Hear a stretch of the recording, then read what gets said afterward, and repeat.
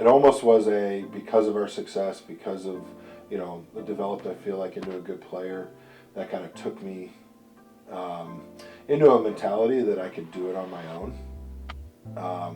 And I think that's where some of those big valleys, came into play, is that I started to move away from that support system. I started to move away from my reliance on God, to help walk with, or for me to walk with Him. It was just, I started to shy away from those things, and I saw how quickly, things went downhill.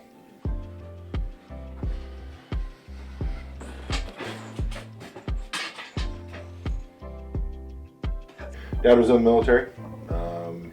Been to all 50 states. I've traveled through the entire country. Lived at 6 different places. So I don't. Up until I moved to Illinois when I was in middle high school, I don't know if I, could ever really call a place truly home, or say, hey, I'm from this area. So never got deeply rooted, in an area. But yeah. So I thank my parents for the for the idea of moving around and things like that, because there's a lot of places that I got to see that people will never get to see, from Alaska, the Pacific Northwest, all the way up into the Northeast and things like that. So I've seen a lot of places. I've been around, like I said, the entire country, but I think it's given me the opportunity to meet a lot of different people. It's made me very personal, because I've just been forced to interact and stick myself out there as a kid, and not get into a comfort zone. I've had to relearn new friends, every couple of years, things like that. Always knew that I wanted to go in the medical field. Like I said, my dad was in the military. Mom, kind of worked here and there in different areas, but just something throughout middle school and high school, I just knew I wanted to work in the medical field. Love sports, and so just put the, two things together. I think my parents have always given me that idea, or the ideology of you're here on this earth to help serve others in some capacity, and so this is my avenue. So I'm able to put that together with the athletic side and the medical combination.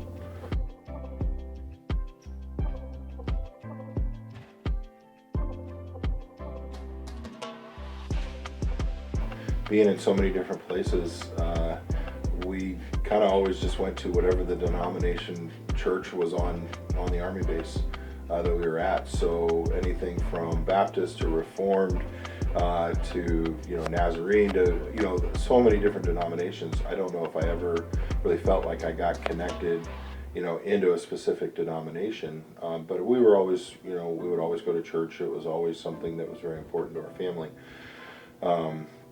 I do remember moving from Connecticut to Illinois in the middle of high school was really tough.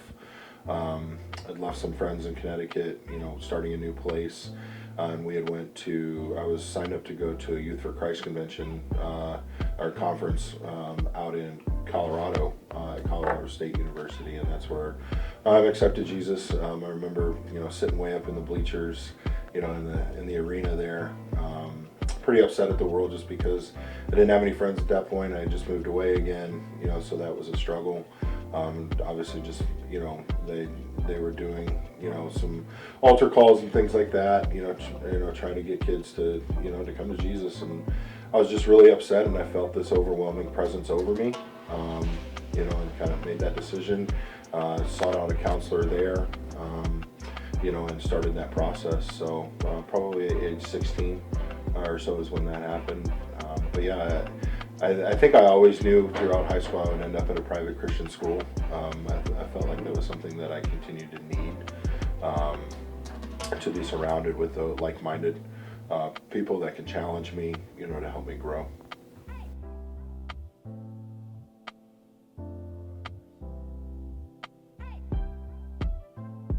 Well, I would say His grace is an abundant on me every day.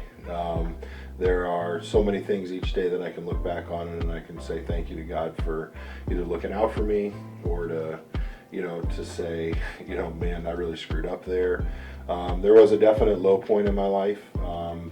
Finishing up college, right at the end of my undergrad, I made some really poor decisions. Ended up in a not so good place. Had some freedoms taken away for sure. Some definite things that really caused me to check where I was headed.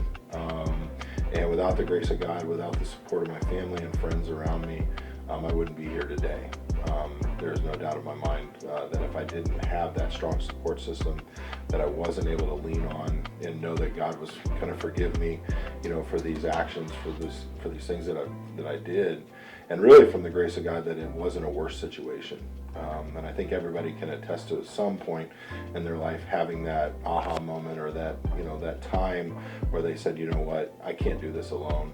It's kind of funny, they wrote a big article on me because college football player, big presence, my stature, hyping me up 6 months before that, about, how everybody looks up to me and all these things. And then, all of a sudden you see how far I've fallen. And so it just goes to show you how nobody's safe, how you just can't do this on your own. And so those types of situations, albeit, close to 20 years ago, still resonate with me.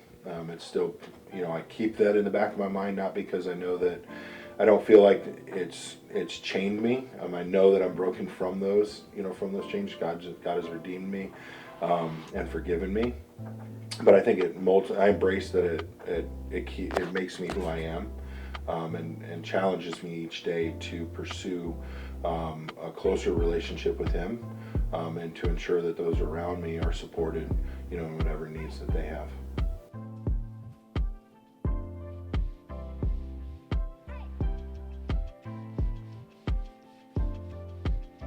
There's such an awesome dynamic in that they're at a stage in their life where they're looking for answers, they're looking to define who they are, and I just love being a part of being able to help them, figure those things out as much as I can, while also helping them walk through a tough time. Because sometimes people will come and just say hi, but a majority of the people that I work with are injured. They're at a low point. Their sport has probably been taken away from them temporarily, and they want to get back to that. And so I get to be able to help them through that.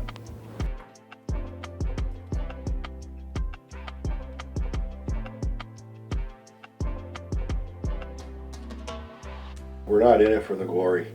You have to have a passion to help others, and I think that's just what drives this profession is a caring mentality. To say that we're in this with you, we're here to help you.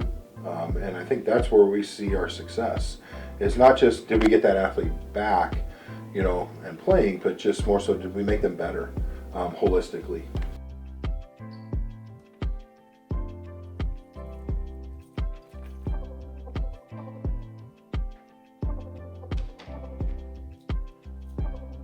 My football coach back in college, he was the athletic director and my boss for a long time. He related a lot to Philippians 3 when it talked about forgetting what is behind and striving towards what is ahead. We continue to persevere, press on. I think that's something that has always connected with me. So day in and day out, are we learning from our mistakes? Are we taking what has happened and trying to make it a better situation? And to know that that doesn't define us, that we can always make it a positive situation out of it. I think that's something that I would want people to remember me, or to look back in their interactions with me, is to be able to say, you always try to find the positive, you always trying to make the situation the best that it possibly could.